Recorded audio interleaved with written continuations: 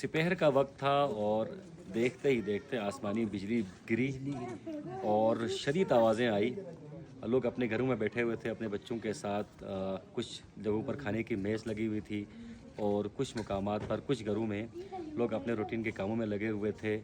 یکایک سب کچھ بدل گیا. ان خوفناک آوازوں کے ساتھ ہی مکین بھاگ دوڑے اپنی جانیں بچائی لیکن اپنے مکانات کو بچا نہیں پائے. اس وقت میں برگے میں موجود ہوں اور برگے سیلاب سے متاثرہ علاقوں میں شامل ہے. یہاں تقریباً 12 سے 13 کے قریب گھر جو ہے 14 کے قریب گھر جو ہیں وہ مکمل طور پر سیلابی ریلے کی زد میں آئے ہیں. مکین اس وقت چھت کو ترس رہے ہیں. کچھ متاثرین ہمارے ساتھ موجود ہیں. ان سے ٹہلتے ٹہلتے ہم بات کرتے ہیں. حاجی صاحب آگے ہم بڑھتے بات کریں گے تاکہ یہ ہم مناظر بھی دکھا سکیں ہمارے سامعین کو ناظرین کو.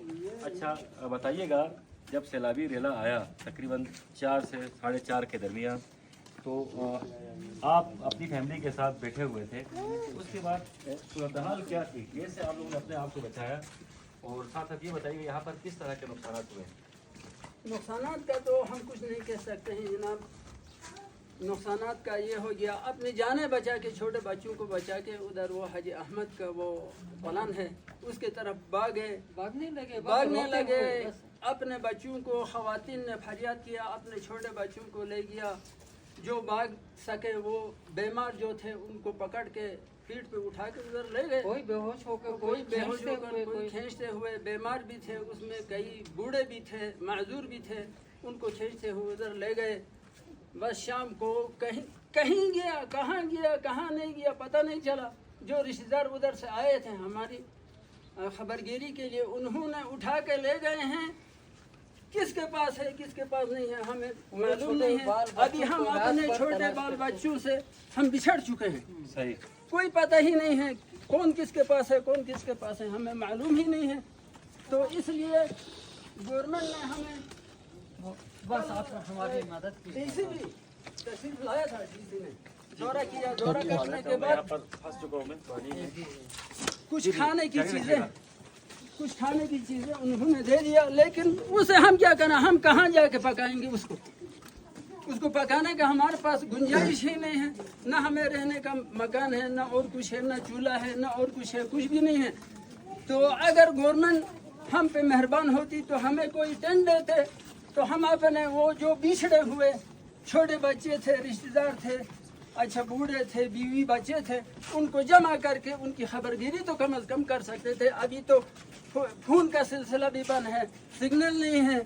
اچھا موبائل بھی کئی لوگوں کے موبائل بھی کھو چکے ہیں اسی سیلابی ریلے کی وجہ سے. تو ان سے رابطہ بھی نہیں ہے. ابھی ہم ترستے ہیں کہ اپنے بچے کہاں ہیں کس کے پاس رہتے ہیں رات کیسے گزارتے ہیں یہ معلوم نہیں ہے. تو لہٰذا گورنمنٹ سے اپیل تو یہی ہے کہ ہمیں خیمے دیا جائے تاکہ ہم اپنے وہ چھوٹے بچوں کو جمع کر کے کم از کم ان کے چہرے تو ہم دیکھ سکیں. یہی ہر گھر میں بچھڑے ہوئے ہیں. کہاں بیٹھے ہیں کہاں گئے ہیں اس کے ہمیں کوئی علم نہیں ہے. تو بہرحال ڈی سی صاحب نے بہت کچھ وہ کی. پہلے تو میں ڈی سی صاحب کا بہت مشکور ہوں کیونکہ ڈی سی صاحب نے موزے پہن کر اوپر نالے کے آخر تک تشریف لائے اور وہاں کا دورہ کیا اور اس پانی کو کراس کیا. پار والوں کا سنا ہمارا سننے کے بعد ہمیں بہت کچھ اطمینان سے اچھا تسلی دی اور تسلی دے کے تشریف لے گئے. تو ساتھ ہی ساتھ ڈی سی صاحب نے ہمارے یہاں سے ایک دو جوان بھی ساتھ لے گئے کہ ہم تمہارے لیے اچھا متبادل جگہ کا بھی بندوبست کریں گے اور تمہیں خیموں. اگر آپ لوگوں کو متبادل جگہ دی جائے تو یہاں سے شفٹ ہو جائیں گے چونکہ سیلابی صورتحال تو یہاں پر عموماً رہتی ہے. جی کیوں نہیں جی بس بہت مہربانی. اگر ایسا دو ایشو ہے ہمارے. دو ایشو ہم نے تو یا ہمیں حفاظتی بند اگر وہ ممکن نہیں ہے تو ہمیں اپنے علاقے میں پہنچا دیں. ادھر مکان بنا دے تھوڑا جھونپڑی بنا کے ادھر ہمیں بسائے. تو ابھی تو وہاں بھی گھر مسمار ہیں وہاں بھی کوئی مکان بھی نہیں ہے کہ ہم نے وہاں سے جو ہجرت کیا کسی اور کے سکردوں میں بادشاہت کے لیے نہیں کیا بلکہ ہمیں کوئی طبی سہولت نہیں تھی تعلیمی سہولت نہیں تھی. 6 مہینہ ٹاپ بند رہتا تھا. فرنچاٹ کا ٹاپ 6-8 بلکہ 6 مہینہ نہیں 9 مہینہ ٹاپ بند ہونے کے بعد سکردوں سے ہمارا رابطہ ہوتا تھا. نہ فون کا سسٹم تھا نہ موبائل کا سسٹم सिस्टम था, कोई ज़रिया नहीं था, इसलिए हम मजबूर वहाँ से हिजरत होकर यहाँ सकरदों में बसे हैं। आज यहाँ बस गए तो 18-20 साल गुजर चुके, लेकिन अल्लाह के फजल करम से वो 18-20 साल तो कोई ऐसा मामला नहीं हुआ था। कल 2 साल, पिछले 2 साल से ये हादसा हो रहा है। अभी हम खौफज़दा हैं कि हम कहाँ जाएंगे और कहाँ बैठेंगे। न रात को सुकून आता है, न दिन को। मकीन बहुत ज़्यादा खौफज़दा हैं चूँकि यहाँ पर सैलाबी सूरत हाल अमूमन रहती है। कुछ बच्चे भी यहाँ पर मौजूद हैं चूँकि बच्चे जो हैं बहुत ज़्यादा घबराए हुए हैं, तो उनसे मैं पूछने की कोशिश करता हूँ कि ये मनाजिर कैसे थे और क्या इन्होंने देखा। अच्छा, आप मुझे बताएं, जब सैलाब आया तो आप घर में मौजूद थे? मौजूद थे सर। पानी पीने गया था तो अचानक ज़ोर से आवाज़ आई, हम लोग भागने लगे पीछे की तरफ। सही सही। उस खौफ से निकल पाए अभी आप याद आता है अभी भी वो जो रात को खौफनाक आवाज़ आई थी, वो याद आती है आपको? आता है सर। सही। स्कूल से भी छुट्टियाँ आपकी चल रही हैं? आज से खुला हो गया सर स्कूल भी। ठीक है, तो आपकी किताबें वगैरह बच गई हैं? बच गए सर, उधर शक्तंग में लेके गए अम्मी अबू ने। चलें, ठीक है। बच्चों ने जो देखा, आंखों देखा हाल है, ये पानी पीने बाहर निकले थे, खौफनाक आवाज़ आई, उसके बाद संभलने का टाइम नहीं मिला, जान बचाकर ये भाग गए थे। किस तरफ आप भाग गए? वो ट्रस्ट प्लान की तरफ भाग गया था। अच्छा, वो जगह सेफ है? हाँ यस सर। ठीक है। कुछ और बच्चे भी यहाँ पर हैं, उनसे जानने की कोशिश करते हैं अगर हमसे बात करें, क्योंकि इनकी याददाश्त बड़ी तेज़ होती है। अच्छा, मुझे अपना नाम बताएं। इकरार। इकरार, याद है आपको सैलाब कैसे आया, किस तरह की आवाज़ें आई, क्या हुआ, कैसे आप निकले? सुनाए बोल दें, क्या हुआ था, याद है आपको? याद नहीं है इनको, ठीक है, इनको याद नहीं है। और यहाँ पर सूरत हाल इन्हों दिखा सकें आपको तो गलियों तक फ्लडेड मटेरियल दाखिल हो चुका है और ये अतराफ़ के घर हैं जो मुतासर हुए हैं। तकरीबन यहाँ पर मुकामी अफराद ने मुझे बताया 14 के करीब घर हैं और इनका मुतालिबा यही है कि इनके लिए फ़िलहाल के लिए शेल्टर फराहम किया जाए, टेंट फराहम किया जाए, ताकि किसी कलेक्टिव मकाम पे। जी मामला नहीं है अभी, तो पहले अटैक में जो आ गया वो पानी 14 अफराद के हद तक आ गया। अभी खदशा और मौसमियात वाले भी हमें ये आगाह कर रहे हैं कि इसके बाद भी एक मानसून का ये मौसम है, इसमें ख़तरात है। इस दफ़ा जो आएगा ये मतलब सिर्फ 14 के हद तक नहीं रह के यहाँ पर 150 चूल्हे बसते हैं, इन सब के लिए ख़तरात थे। क्योंकि पहले नाला अपनी लाइन में था, अभी वो नाला पूरा आबादी की तरफ हो गया है, तो अभी पूरा 150 चूल्हों के लिए ख़तरात थे।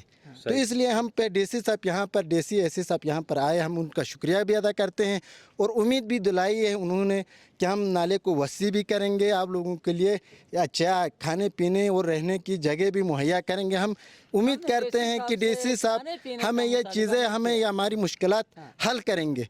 तो अगर हो सके हल न करने की सूरत में हम रोड पे आने के लिए भी तैयार हैं, क्योंकि हमारी मजबूरियां ये है कि हम मुहाजिर लोग हैं, वहाँ से हम मतलब यहाँ पर ऐश परस्ती और घूमने फिरने के लिए नहीं आए, हम वहाँ से मजबूर होकर माइग्रेट होकर यहाँ पर आबाद हो गए। और यहाँ पर भी एक ऐसी महफूज जगह में हम ज़मीन ख़रीद नहीं सकते, क्योंकि हम वहाँ से माइग्रेट होकर मजबूर लोग हैं। तो हमने जहाँ पर अपने लिए छुपने के लिए छत जहाँ पे मिलती है वहाँ पे हमने ज़मीन ख़रीदी हैं। तो यहाँ पर अभी 2 सालों से यही सिलसिला चल रहा है। पिछले साल भी हमने डीसी साहब से यही मुतालबा किया था कि हमें सेफ्टी दें, तो पिछले साल तो नहीं हो गया। इस साल भी हम उम्मीद करते हैं कि हमें तहफ़्फ़ुज़ दें और रहने की जगह दें। बस ये और जगह का मतलब भी ये है कि मतलब कहीं दूर जगह में जाके वहाँ पर इकट्ठे एक स्कूल में बैठो, एक मस्जिद के अंदर बैठो, ये तो हमें नहीं चाहिए। हमें जगह चाहिए प्रॉपर, हमें प्रॉपर हमारी फैमिली महफूज जगह में रह सके और खाने पीने के हद तक यहाँ की हम भूखे भी रह सकते हैं, पानी पी के भी ज़िंदगी गुजार सकते हैं। सबसे मुश्किल चीज़ है इंसान को छत के नीचे बैठने की जगह मिले, क्योंकि ये मौसम ही आप सबको पता है, क्योंकि 2 घंटे 3 घंटे बारिश होती है, खुली फिज़ा में नहीं रह सकते। जवान मैं खुद जवान हूँ, मैं रह सकता हूँ, मेरे बच्चे बूढ़े ख़वातीन नहीं रह सकती है। इसलिए हम आप मीडिया वालों से भी अपील करते हैं कि हमारी ये आवाज़ आगे यहाँ के एमएनए तक, सियासी नुमाइंदों तक, डीसी तक, एसी तक, आगे तक हमारी ये आवाज़ पहुँचाए, क्योंकि हम मजबूर लोग हैं। बिल्कुल, जो मकीनों का मुतालिबा है कि एक तो यहाँ पर हिफाजी बंद बांधा जाए, चूँकि एक मुस्तकिल हल की तरफ बढ़ना चाहते हैं यहाँ के मकीन भी, चूँकि यहाँ पर सैलाब आना एक रूटीन बन चुका है। और साथ साथ इनका दूसरा मुतालिबा ये है कि अगर बंद बांधना मुमकिन नहीं तो इनको किसी ऐसे मकाम पर शिफ्ट किया जाए जो महफूज हो, कलेक्टिव इनको कोई जगह दी जाए।